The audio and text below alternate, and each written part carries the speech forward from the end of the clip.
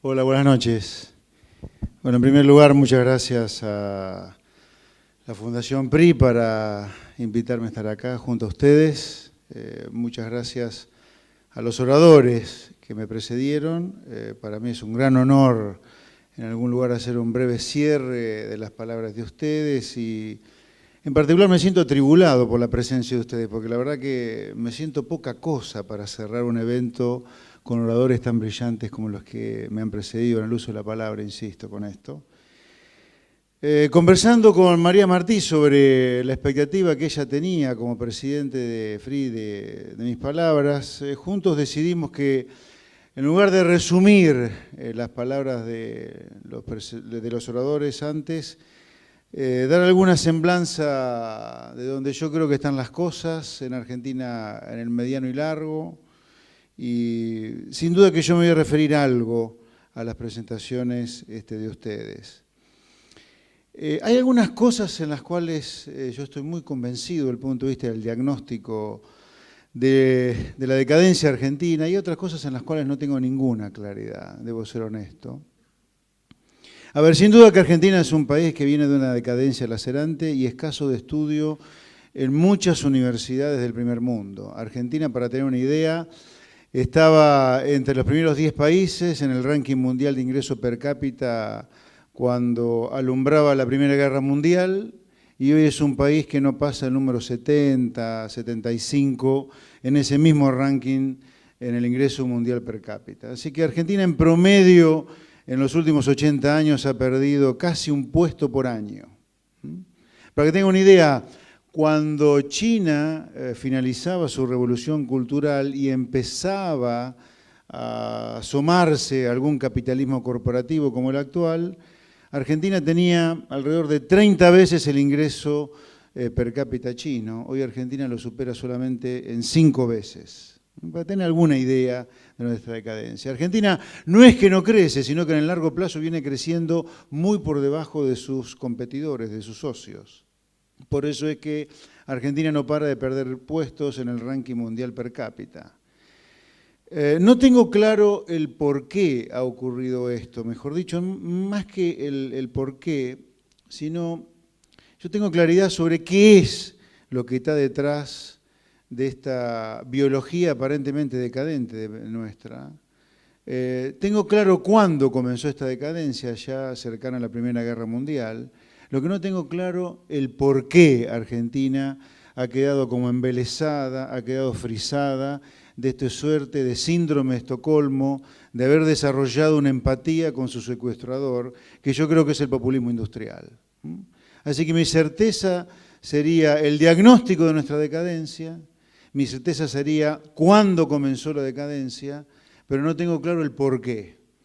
De hecho, uno de los temas que me obsesionan en los últimos años es justamente que no logro cerrar, qué es lo que nos pasó, por qué motivo hemos quedado tan prendados de esta suerte de síndrome de Estocolmo que es el populismo industrial.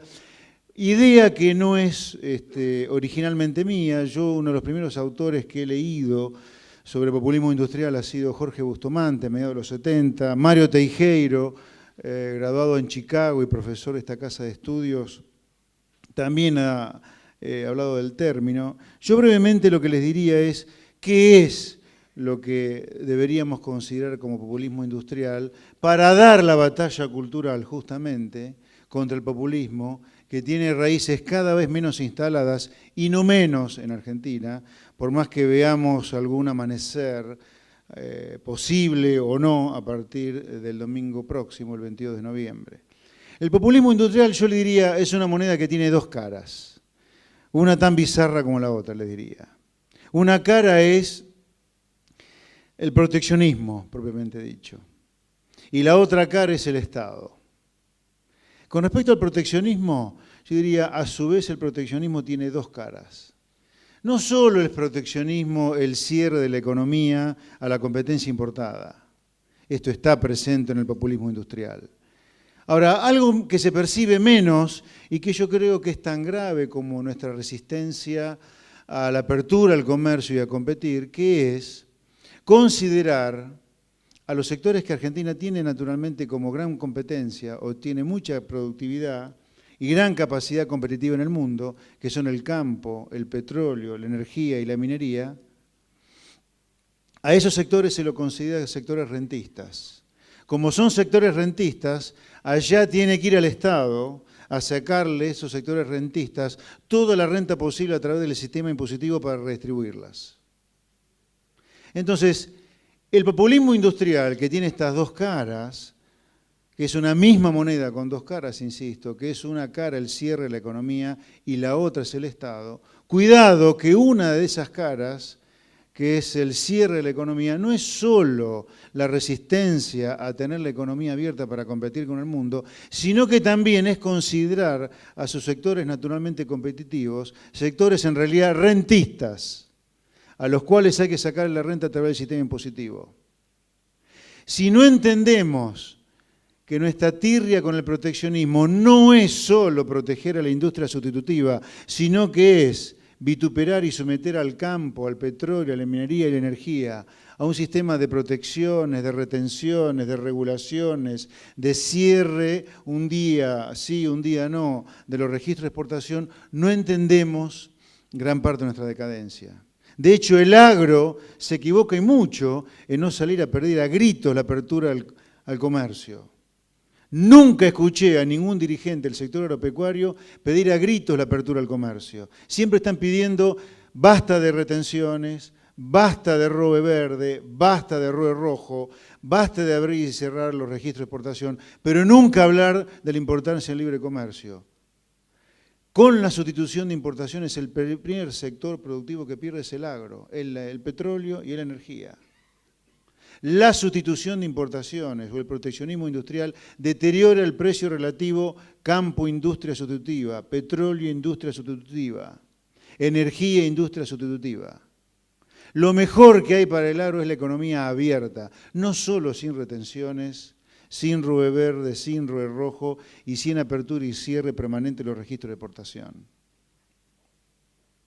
Entonces, dentro del populismo industrial, la cara vinculada con la sustitución de importaciones no solo, insisto, es el cierre de la economía a la competencia importada, sino que es someter a los sectores competitivos, agro, petróleo, minería y energía en general, a un enorme complejo impositivo de retenciones y registros para extraerle la renta, para con esa renta redistribuir el ingreso. Ahora, con cerrar la economía solamente, ya no solo a partir de la sustitución de importaciones, sino del cierre de la economía también para los sectores exportables, lo único que hacemos es frizar a la economía. El populismo industrial necesita algo para poder crecer. Y ahí viene el Estado y su déficit. Para que tengan una idea, entre el año 1961 y el 2015, estamos hablando de, tomando las puntas, 55 años, en 51 hubo déficit fiscal. O sea, no es importante solo el alto gasto público, es importante para el populismo industrial el déficit fiscal. ¿Para qué?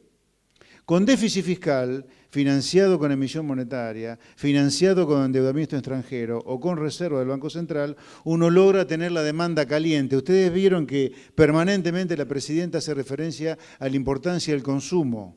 Bueno, con el déficit fiscal, en la hipótesis populista, financiado con emisión, con reservas, con deuda externa, la demanda está caliente, con la industria que no sufre competencia de parte del resto del mundo, esa demanda queda dentro. Entonces, pum para arriba, crecimiento sobre la base de la sustitución de importaciones. Por eso el populismo industrial es una moneda con dos caras. El proteccionismo industrial, la sustitución de importaciones, la violación a los sectores competitivos de toda su rentabilidad, pero fundamentalmente también el Estado, con déficit fiscal, no solamente con gasto público alto, con déficit fiscal. Obviamente que detrás del déficit está el gasto público alto, que ha transformado virtualmente a la mitad de la población, como señalaba Agustín, en cliente del Estado. Pero esta es otra pata.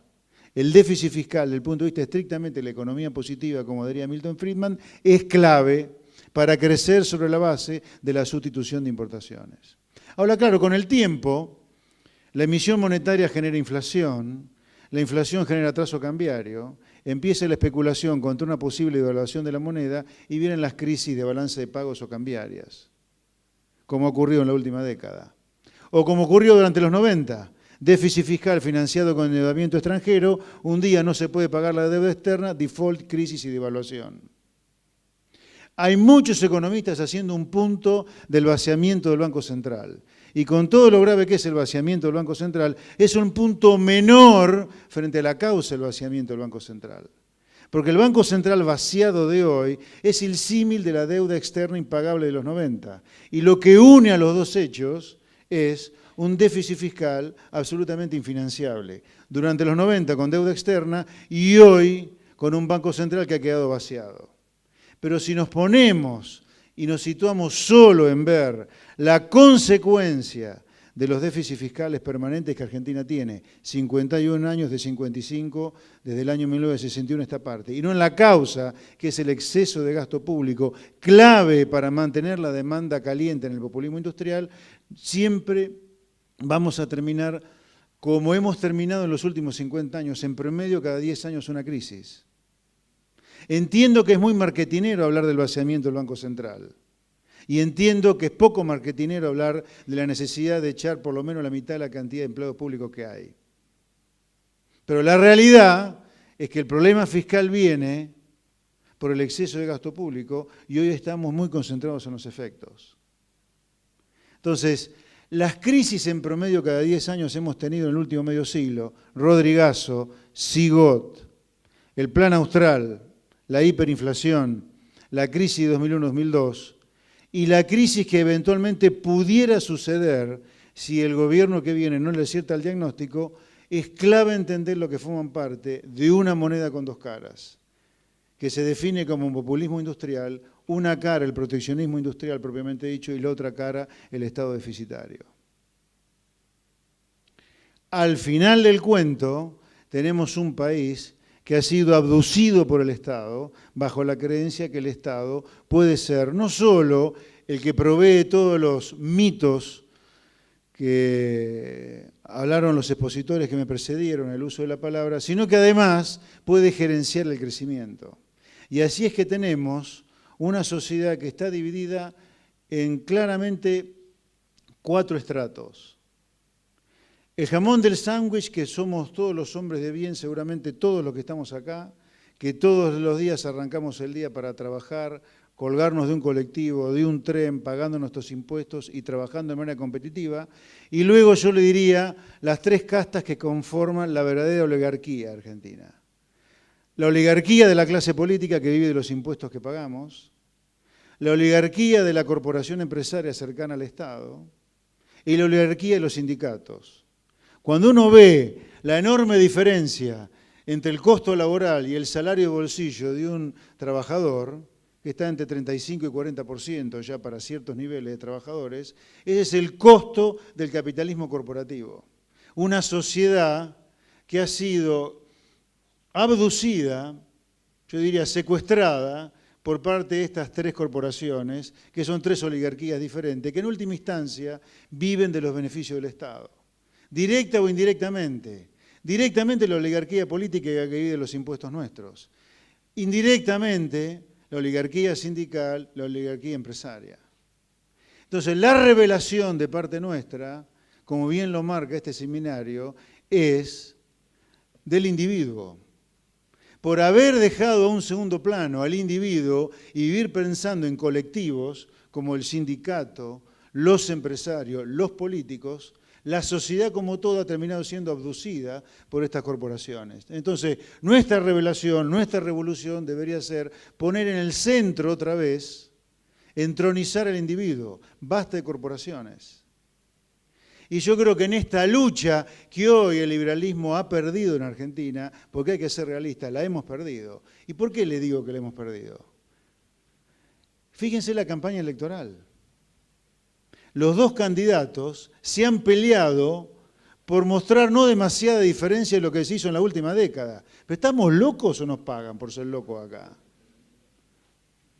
Estamos a punto de terminar en la 6ª crisis en 50 años, si el que viene no maneja bien este barco, de la mano siempre de lo mismo, el populismo industrial, y resulta ser que la campaña se hace no diferenciarse demasiado de lo que se ha hecho en la última década, en lugar de patear el tablero y vituperar a lo que se hizo en la última década. ¿Eso qué demuestra? Como bien decía uno de los expositores antes. Los políticos hacen lo que la sociedad quiere. Entonces lo que hay que cambiar es la sociedad. Es la sociedad que ya está tan enferma del síndrome de Estocolmo que pide que no le cambien demasiado el secuestrador, seguir dentro de lo mismo. De ahí creo que la batalla cultural que tenemos que dar es ciclópea. Porque esta sociedad, 12 años después de esta nueva versión casi escatológica de populismo industrial, se resiste a patear el tablero y cambiar 180 grados. Parece ser que está pidiendo una nueva crisis para ver si no gira un poquito hacia algo razonable. Para cerrar, en muchos de los expositores he visto mucho entusiasmo por lo que se puede venir a partir del domingo, el día después de mi cumpleaños, yo sé de paso. Yo le diría, señores, supongamos que gane Mauricio, el ángel blanco. Mauricio no tiene pedigre de ser demasiado capitalista, de ser un salvaje competidor que se va a ir a estudiar a Chicago para que le dejen los jirones del cerebro de tanto que lo exprimen. Él se ufana del Estado presente en la capital federal. Así que yo le diría, una cosa es sacarnos de encima este conjunto de alucinados, delincuentes y probablemente asesinos que nos han gobernado en la última década. Otra cosa diferente es pensar que Mauri es Churchill, ¿no? Es hijo de una familia cuya riqueza viene del capitalismo corporativo y en la ciudad ha sido más razonable que los esperpentos que están en Balcarce 50, pero tampoco. Así que yo le diría, seamos moderados sobre el optimismo a partir del domingo, si es que gana Macri, pero tengamos claro que la sociedad que lo pone a Macri como presidente no es una sociedad que rechaza el populismo industrial que nos ha sumido en esta decadencia, sino que quiere algo menos escatológico de lo que se va a lo mejor el día de diciembre. Por eso digo, no bajemos los brazos en la batalla cultural sobre los 11 temas que los distintos expositores han hecho, porque creo que esa batalla está más viva que nunca. Gracias.